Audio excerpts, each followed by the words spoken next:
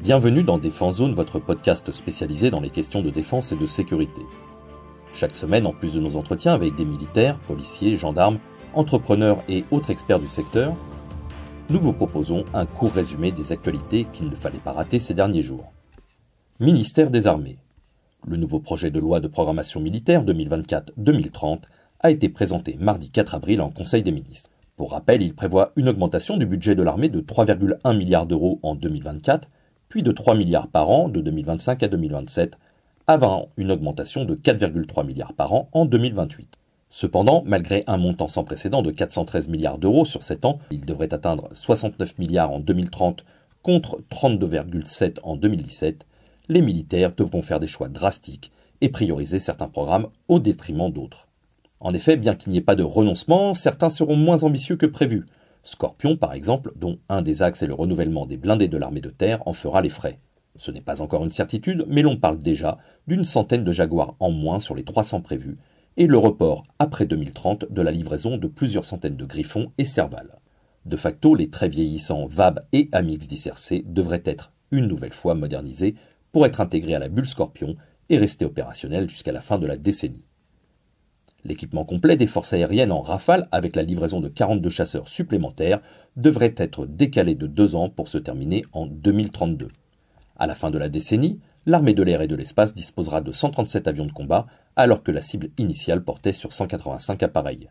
Côté transport tactique, la production d'A400M est accélérée pour fournir aux armées une autonomie de projection sur longue distance. Ainsi, le parc d'Atlas atteindra 35 appareils en 2030 contre 20 actuellement. Dans le domaine spatial, l'envoi en orbite du troisième satellite de communication Syracuse 4 est définitivement abandonné. Il pourrait être remplacé par des constellations de mini-satellites dont les contours restent à définir. En revanche, Paris a confirmé le financement de recherche des prochaines générations de satellites de renseignement, ainsi que le satellite Yoda, un patrouilleur chargé de protéger des satellites espions les engins spatiaux français. La marine, de son côté, devra faire le deuil au moins jusqu'à 2030 de 2 des 5 frégates de défense et d'intervention prévues initialement. Le futur porte-avions, quant à lui, dont le nom sera choisi par le président de la République, est confirmé. Sa construction devrait débuter en 2025 avec un remplacement du Charles de Gaulle prévu en 2038. À court et moyen terme, le ministre a défini ses priorités. Tout d'abord, consolider le stock de munitions qui fait cruellement défaut dans les armées. L'enveloppe attribuée sera de 2 milliards par an jusqu'en 2030 pour un montant global de 16 milliards d'euros. Autre priorité de Sébastien Lecornu, rattraper le retard en matière de drones et de lutte anti-drone. La nouvelle LPM devrait permettre d'augmenter la flotte à 3000 drones d'ici 2025, avec notamment des munitions téléopérées. Un accord vient d'être d'ailleurs signé entre Nexter et les armées pour fournir un premier démonstrateur à la fin de l'année. À plus long terme, la LPM se penche aussi sur le problème des effectifs, avec 6500 recrutements supplémentaires décidés, notamment pour renforcer la filière du renseignement, auquel s'ajoutera un doublement de la réserve avec près de 40 000 hommes et femmes. Côté cyber, le ministère des Armées compte se doter d'un pôle d'excellence autour de l'école polytechnique. Ce secteur voit d'ailleurs son budget passer à 4 milliards d'euros. En résumé, bien que l'enveloppe allouée aux armées soit importante, les choix budgétaires restent drastiques, car le ministère doit faire face à une situation inédite et à des urgences opérationnelles, notamment en raison de la guerre en Ukraine et des risques d'un conflit majeur. Les arbitrages impliquent une révision du cadencement des programmes, mais sans renoncer aux grands projets d'armement tels que le SCAF, le char franco-allemand MGCS, le porte-avions nouvelle génération et la dissuasion nucléaire. DGA. Mi-mars, la Direction générale de l'armement, la DGA, a qualifié le standard F4.1 du Rafale, une version qui inclut notamment des capacités de combat aérien collaboratif, l'intégration de l'armement AASM 1000 kg à guidage GPS, ainsi qu'un renforcement de l'appareil contre les menaces cybernétiques. Il apporte également des évolutions capacitaires importantes dans le domaine du combat aérien, telles que l'intégration du viseur de casque Scorpion, des améliorations de la conduite de tir pour le missile Météore, l'évolution des algorithmes de détection passive des menaces et des capacités accrues d'échange de données entre les Rafales.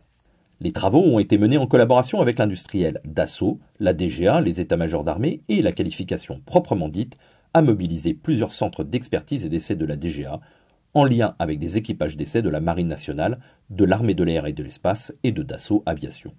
La première campagne d'essai de ce standard a eu lieu en avril 2021 à Istres, suivie par de nombreux tests réalisés au cours des 2 dernières années dans les centres DGA Maîtrise de l'information, DGA Technique aéronautique et DGA Essai de missiles pour les domaines de la guerre électronique, de la tenue aux environnements aéronautiques et des armements. L'ensemble des Rafales de l'armée de l'air et de l'espace et de la marine nationale seront progressivement équipés de ce nouveau standard. L'expérimentation opérationnelle des aviateurs et marins a commencé le 3 mars 2023.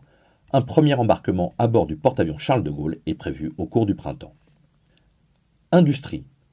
Nexter et Serra Ingegnerie, filiale de Sogeclair, ont signé récemment un accord de partenariat pour développer conjointement des robots terrestres pour l'armée française. Nexter, un des leaders de la défense terrestre en France et en Europe, apportera ses compétences en matière d'architecture, d'intégration de systèmes et de systèmes robotisés, tandis que Serra Ingegnerie offrira son expertise dans les domaines de la conception et la réalisation mécanique de plateformes pour des applications de défense et sécurité, ainsi que les systèmes de simulation. Le premier projet commun, la plateforme Phobos. Ce système robotisé d'investigation pour les unités du génie conjugue autonomie, mobilité et faible empreinte logistique. De moins de 2 tonnes et pouvant emporter 1 tonne de charge de travail, il pourra suivre un véhicule sur une progression tout-terrain ou être tracté. Ce porteur robotisé pourra mettre en œuvre des charges de travail tout en assurant la sécurité des sapeurs, notamment lors des missions de contre-minage. Sylvain Rousseau, directeur de l'activité système de Nexter, et Olivier Pédron, président de Serra Ingegnerie, ont déclaré, je cite, « se réjouir de ce partenariat entre 2 acteurs français de la robotique militaire qui fournira des solutions à faible empreinte logistique, robustes, sobres, éprouvées et fiables. » Fin de citation. Armée de l'air et de l'espace. En novembre 2022, l'armée de l'air et de l'espace a envoyé pour la première fois 4 chasseurs Rafale en Lituanie, dans le cadre de la mission de police du ciel des pays baltes sous le commandement de l'OTAN. Après plus de 4 mois de mission, les Rafales ont effectué 500 heures de vol et assuré 70 décollages sur alerte d'entraînement, ainsi qu'une quinzaine de décollages sur alerte réelle pour intercepter et identifier plus de 25 aéronefs, dont certains appartenaient aux forces aériennes russes. En outre, ils ont réalisé des missions dans le cadre de l'air shielding, qui comprend des missions de protection du flanc est de l'Alliance, des missions de réassurance et des missions d'entraînement à l'interopérabilité avec les appareils alliés.